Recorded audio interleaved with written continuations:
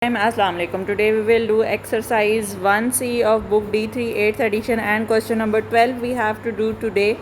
And in question number 12, first of all let me read the question. The amount of energy E joule stored in an object with a mass of m kg is given by the formula E is equal to mgh plus half mv square, where h is the height of the object and all that things are given. But you have to in the first part, given that v is greater than or equal to 0, rearrange the formula by making आपने subject किसको बनाना है, आपने v को subject बनाना है. अब जब आपने v को सब्जेक्ट बनाना है तो इसके लिए हम लोग स्टार्ट कर अच्छा, आपने v को जब सब्जेक्ट बनाना है तो आप देखें यहाँ पे जो mgh है ये आपके पास दूसरी साइड पे आ जाएगा और e के साथ ये आपके पास क्या हो जाएगा, माइनस हो जाएगा. ठीक है, सो इसको हम माइनस कर लेते हैं.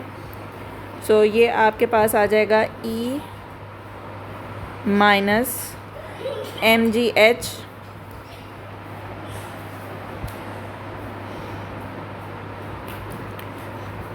Is equal to half mv square.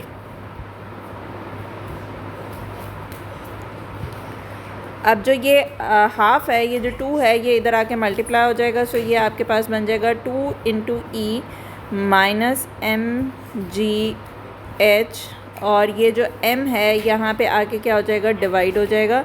This is equal to v square.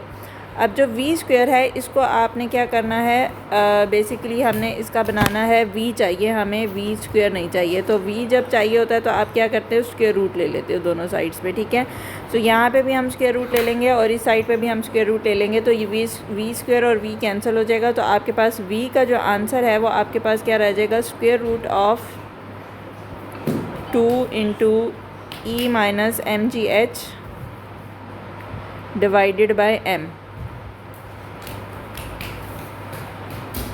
Divided by m. ठीक हो गया. अब सेकंड पार्ट में आपने क्या करना है, hence find the velocity of an object a mass of 0.5 kg if it is 2 metre above the ground, height is 2, mass is 0.5 and energy is given that is 100 joules of energy, और g की value हमें पता होती है that is 10 metre per second round off करके. So अब हम इसमें सारी वैल्यूज़ पुट कर, जब आप सारी वैल्यूज़ पुट करेंगे इसमें अपनी, तो आपके पास आंसर क्या बनेगा, v इज़ इक्वल टू, आपके पास इसमें वैल्यूज़ हमने पुट करनी है. ओके, हम सारी वैल्यूज़ इसके अंदर पुट कर देंगे. दैट इज़ 2, और e की वैल्यू मेरे पास है 100. यूनिट बेशक आप लास्ट में एंड पे सिर्फ उसके साथ मेंशन कर देंगे. माइनस m की वैल्यू आपके पास है 0.5, g की वैल्यू आपके पास है 10. सो ये मल्टीप्लाई हो रही हैं सारी चीज़ें, और हाइट आपके पास है 2, और ये सब कुछ मल्टीप्लाई होगा. और बाय द एंड इसको सिंप्लीफाई करने के बाद फिर हम जो है उसको 2 से मल्टीप्लाई करेंगे, और नीचे जो m की वैल्यू है दैट इज़ 0.5, और ये सारी चीज़ें जो है वो आपके पास क्या है, स्क्वायर रूट के अंदर है. ठीक है, इसका फाइनल आंसर हमारे पास आता है 19.0 मीटर पर सेकेंड स्क्वायर. 19.0, क्योंकि वेलोसिटी का यूनिट हमें पता है कि मीटर पर सेकंड होता है. सो वही हम यहाँ पे लगा देंगे by the end. Moving toward the next question, that is question number 13. Okay जी, question number 13 is given that m into n x minus y square by p is equal to 3n, where the value of p is not equal to k. Find the value of p, मतलब आपने subject इसको बनाना है, p को subject बनाना है. When m is 5, n is 7, x is 4 and y is equal to minus 2.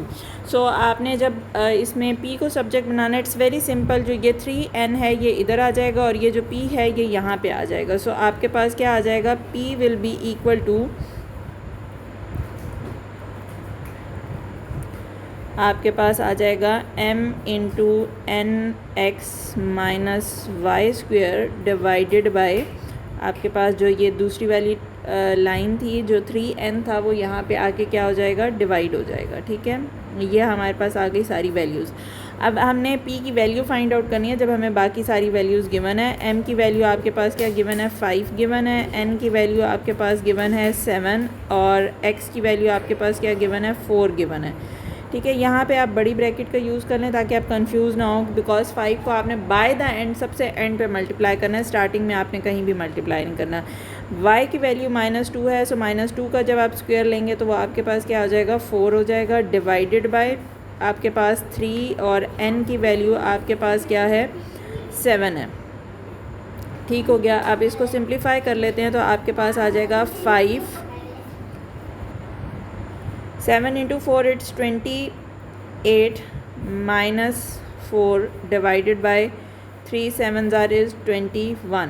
अच्छा, फिर इसको हम कर आपके पास आ जाएगा 5 into 28 minus 4 it's 24 divided by 21, और ये दोनों चीज़ें आपके पास 3 के टेबल में आती हैं। 3 8 ज़ार 21, 3 7 ज़ार 20, 3 8 ज़ार 24 एंड 3 7 ज़ार 5 8 ज़ार 40, 40 डिवाइडेड बाय 7 आपका आंसर है। इसको अब अगर आप फर्दर सिंप्लीफाई करते हैं तो पॉइंट्स में आंसर आ जाएगा, दैट इज़ 7 5 ज़ार यस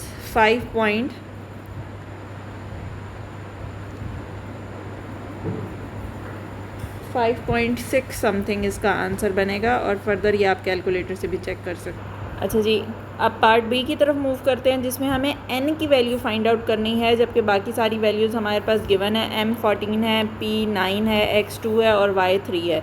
सो हम पहले या तो आप उसको सब्जेक्ट बना लें या बाय द एंड सब्जेक्ट बना लें, जैसे आपकी मर्ज़ी है। मैं बाय द एंड सब्जेक्ट बनाऊँगी, पहले मैं सारी वैल्यूज़ अपनी पुट करूँगी।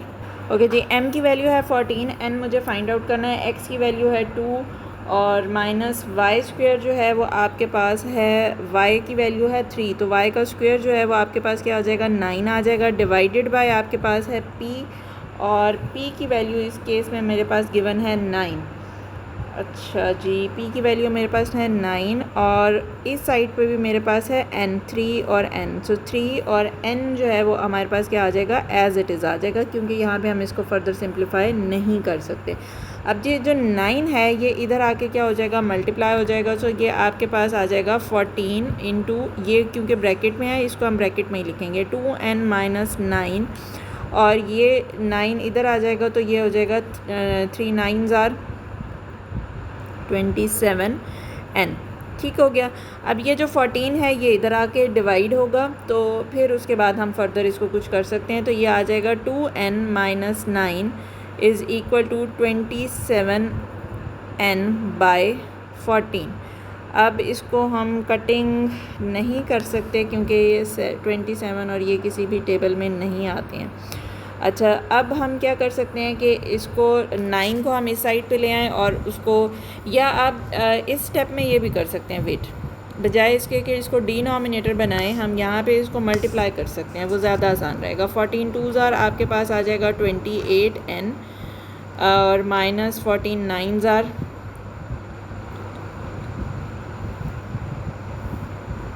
126, और ये आपके पास आ जाएगा 27n। ये देखें इस तरह से ज़्यादा आसान हो गया। अब जो n वाला है इसको इधर ले आएँ, और जो ये 126 है इसको हम दूसरी साइड पे शिफ्ट कर देंगे, तो ये आ जाएगा 28n minus 27n, this is equal to 126। ठीक हो गया। अब ये 27 माइनस ऑब्वियसली 1 बचता है, तो n की वैल्यू आपके पास क्या आ गई 126, जो आपने फाइंड आउट करनी थी, तो ये हमारे पास आंसर आ गया यहाँ से। Moving towards part c. Part c में आपने y की वैल्यू फाइंड आउट, देखिए पार्ट सी में find the value of y when m is 5 n 4, p जो है 15 है और x 42 है। सो हमें y की वैल्यू फाइंड आउट करनी है, तो अगेन उसी तरह से हम सारी वैल्यूज़ पुट करते हैं, अपने जो फार्मूला है उसमें हम सारा कुछ पुट करते हैं।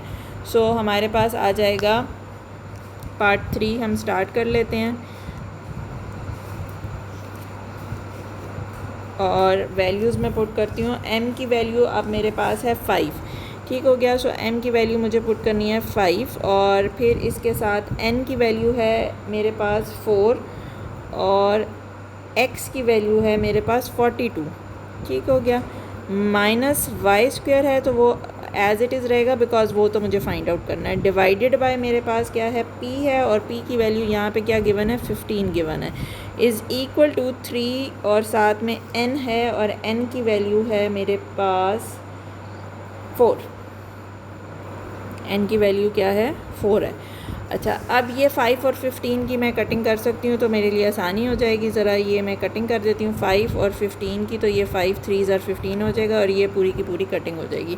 4 और 42 को मल्टीप्लाई कर देंगे तो 4 2 ज़ार इज़ 8, 4 4 4 ज़ार is 16, minus y square will remain as it is. अच्छा, यहाँ पे 3 4 क्या हो जाएगा 12 हो जाएगा, और ये वाला जो 3 है ये भी इधर आ जाएगा, तो ये भी 3 इधर आके क्या हो जाएगा मल्टीप्लाई हो जाएगा। जब ये यहाँ पे मल्टीप्लाई हो जाएगा अच्छा मैं सॉरी यहाँ पे अब आपके पास क्या रह जाएगा 168 माइनस वाई स्क्वायर, और ये 12 3 इज़ 36 हो गया। ठीक हो गया।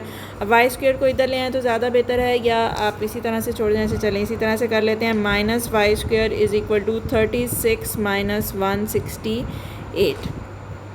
सो ये वाई स्क्वायर का आंसर आपके पास आ जाएगा अच्छा जी, अब ये माइनस साइन और माइनस साइन एक दूसरे को कैंसिल कर देंगे, और वाई स्क्वायर है तो मुझे सिर्फ वाई चाहिए, तो मैं क्या करूँगी कि स्क्वायर रूट ले लूँगी दोनों साइड्स पे, ताकि मेरे पास सिर्फ वाई का आंसर आ जाए। तो ये 132 का भी स्क्वायर रूट आ जाएगा। सो कैलकुलेटर में कुछ आंसर जो है वो 11 पॉइंट समथिंग बन रहा है। सो 11.2 या इस तरह से हमारे पास कुछ आंसर आ रहा है इसका। अच्छा जी, अब चलते हैं पार्ट अपना जो हमारा पार्ट है पार्ट डी, लास्ट पार्ट है, उसमें आपने फाइंड द वैल्यू ऑफ के। अच्छा, स्टार्टिंग में इन्होंने क्या कहा था कि p is not equal to के।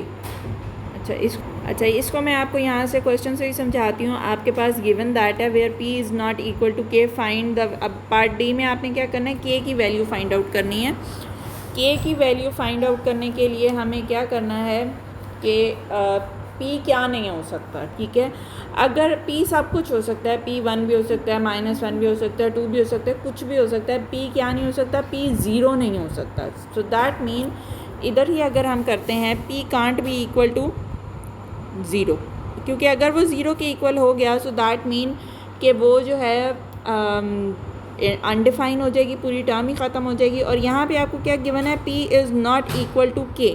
जो क्वेश्चन में मेंशन है वो p is not equal to k, so that mean k की वैल्यू आपके पास क्या है 0। ये वाले जो लॉजिकल इस टाइप के क्वेश्चन होते हैं ये इस तरह से सॉल्व करने हैं। अच्छा, अब हमने करना है question number 14। Given that a is equal to 1/3 pi r square h plus 4/3 pi r cube, find the value of a। Simple, आपने किसी चीज़ को सब्जेक्ट नहीं बनाना, just you have to put the values and get your answer.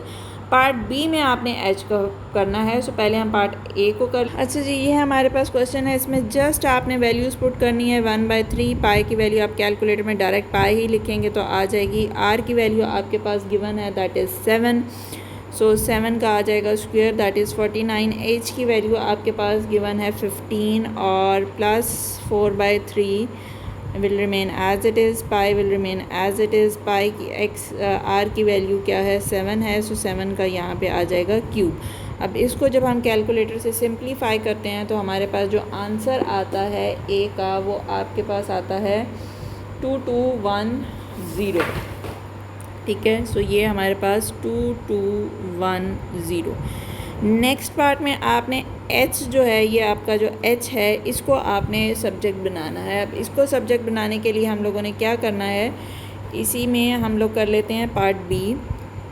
जब आपने इसको subject बनाना है तो देखें आपके पास जो इक्वेशन है इसमें h नहीं है, तो पहले मैं इसको दूसरी साइड पे ले आती हूँ। तो ये आपके पास क्या बन जाएगा, a minus 4/3 pi r cube, this is equal to 1/3 pi r square h। ठीक हो गया। अब जब मुझे इसी को सब्जेक्ट बनाना है तो मैं क्या करूँगी, जो यहाँ पे जो टर्म्स हैं इसको मुझे दूसरी साइड पे शिफ्ट करना है। ये 3 यहाँ पे डिवाइड हो रहा है, इधर आकर क्या मल्टीप्लाई हो जाएगा, तो ये आपके पास आ जाएगा 3a, और जब इसके साथ मल्टीप्लाई होगा तो वैसे ये 3 और 3 कैंसिल हो जाएगा, तो 4 पाई आर क्यूब। मतलब मैंने ब्रैकेट को ओपन भी कर दिया है ताकि वो आसानी हो जाए। अच्छा जी, ये पाई आर स्क्वायर जो है ये यहाँ पे आके डिवाइड हो जाएगा और आपका आंसर आ जाएगा ये h का। अब मुझे h की वैल्यू निकालनी है, जो वैल्यू सारी गिवन है वो हम इसमें पुट करते हैं और हम अपना आंसर निकाल लेते हैं। अब वैल्यूज़ जो हैं वो क्या क्या गिवन है हमारे पास, वो हम देख लेते हैं। पाई की वैल्यू तो वी नो दैट कि वही होती है। अच्छा, h जो है वो हमारे पास इक्वल हो जाएगा 3 इंटू a जो है वो आपके पास गिवन है, एरिया इज़ 15,400 माइनस 4, पाई जो है वो एज़ इट इज़ ही मैं लिख रही हूँ। r जो है वो आपके पास है 14, सो ये आ जाएगा 14 का cube divided by pi as it is, और आर स्क्वेयर की वैल्यू जो है वो आपके पास है, आर की वैल्यू है 14, तो 14 का स्क्वेयर। अच्छा, इसको सारा सिंप्लीफाई करने के बाद जो मेरे पास आंसर आता है वो आपके पास आता है 19। ठीक है, simplify cutting and all that करने के बाद जो मेरे पास आंसर इसका बचता है that is 19। So 19 point something है, सो उसको राउंड ऑफ करके हम 19.0 कर देते हैं। सो ये हमारे पास आंसर था। So this is the end of your exercise 1C। See you in the next video. Till that